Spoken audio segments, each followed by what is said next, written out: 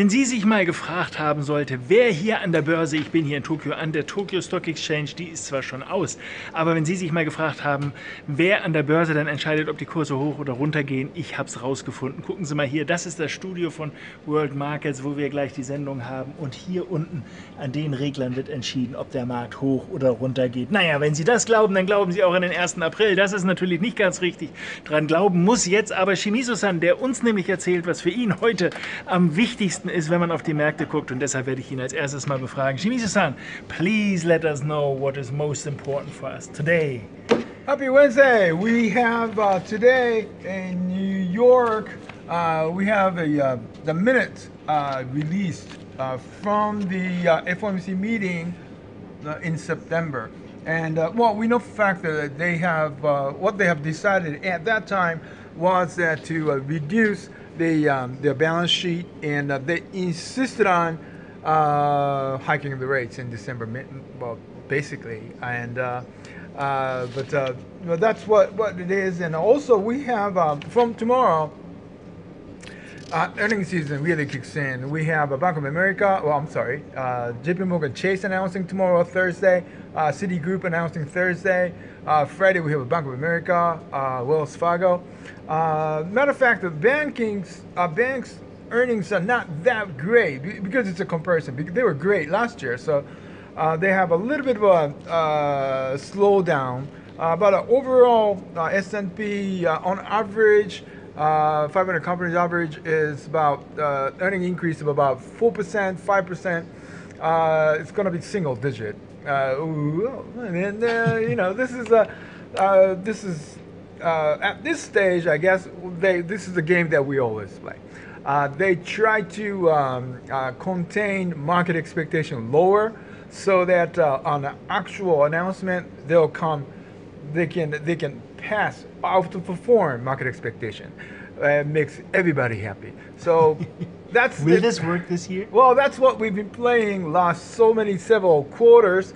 And matter of fact, first quarter of this year, second quarter of this year, we have a double-digit earning growth. So, well, 3 times the charm. So we'll see how it goes. But banks will be starting their announcement for the season of the third quarter earning reports. Good luck. Thanks a lot for your insights. Und ich werde das Ganze mal übersetzen, damit Sie ein bisschen es sich leichter tun, hoffentlich zumindest mal mit dem, was da gesagt wurde. Nämlich einerseits, es ist natürlich immer noch auf dem Plan, die FED mit ihrer, naja, jetzt schon Ankündigung im Dezember gegebenenfalls da nochmal einzugreifen mit dem Zinsschritt, aber natürlich mindestens genauso wichtig, wenn nicht noch wichtiger sogar eben tatsächlich die Reduzierung des Balance Sheet sozusagen, der eigenen internen Bilanz, denn das wurde ja ganz schön aufgebläht in der letzten Zeit. Das ist zwar alles nichts Neues, aber die Nachrichten, die dazu dann eben immer wieder nochmal in den Markt dazu stoßen, die können den Markt natürlich auch bewegen, so sagt Shimizu-san, und deshalb da ist vielleicht mit ein bisschen zusätzlicher Volatilität zu rechnen. Ansonsten stehen bevor die Earnings Seasons, also die Zahlen aus Amerika von den einzelnen Titeln, und zwar der Bankensektor ist da zu nennen. Er hatte mir vorab schon mal gesagt, es ist im Moment sicherlich eine spannende Geschichte sein wird, weil man möglicherweise vielleicht etwas unterperformen wird, alleine deshalb, weil die, naja, die Versicherungsunternehmen, AIG beispielsweise, jetzt auch im Hinblick auf die ganzen Hurricanes dort möglicherweise ein bisschen düsterer malen, als man sich das vielleicht vorstellt. Ansonsten hat er allerdings gesagt, ein typisches Bild, was man immer wieder gerne sieht, was so oft schon gemacht wurde, ist, dass man seine Zahlen immer so ein bisschen schlechter macht und alles ein bisschen schlechter redet, um dann positiv zu überraschen. Naja gut, das ist nicht wirklich was Neues. Das sagt er, das könnte jetzt auch passieren. Da die Zahlen aber in der Vergangenheit relativ gut waren, ist das natürlich ein Wettbewerb gegenüber relativ guten Zahlen, und er ist da noch nicht so ganz sicher, wohin das Ganze führen wird. Naja, wir werden es sehen und dementsprechend den Markt beobachten. Den habe ich beobachtet und habe mir mal ein paar Sachen angeguckt. Vielleicht ist da was für Sie mit dabei. Der DAX beispielsweise nach seinem Ausbruch, ich bin ja immer noch relativ pessimistisch, so muss ich sagen, dass ein Ausbruch über die alten Hochsimmer direkt weiterführt in ewig große und hohe Gebilde und Gefilde.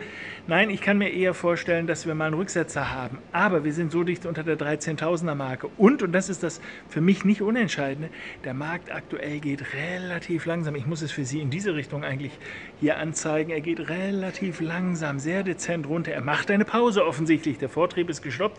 Aber er verliert nicht wirklich an Boden, er erholt sich, er macht eine Korrektur eher zur Seite und deshalb kann ich mir vorstellen, wenn er da nach oben ausbricht nochmal, wir hatten es als Trade des Tages, ich muss lügen, war es am Freitag, gucken Sie selber nochmal nach.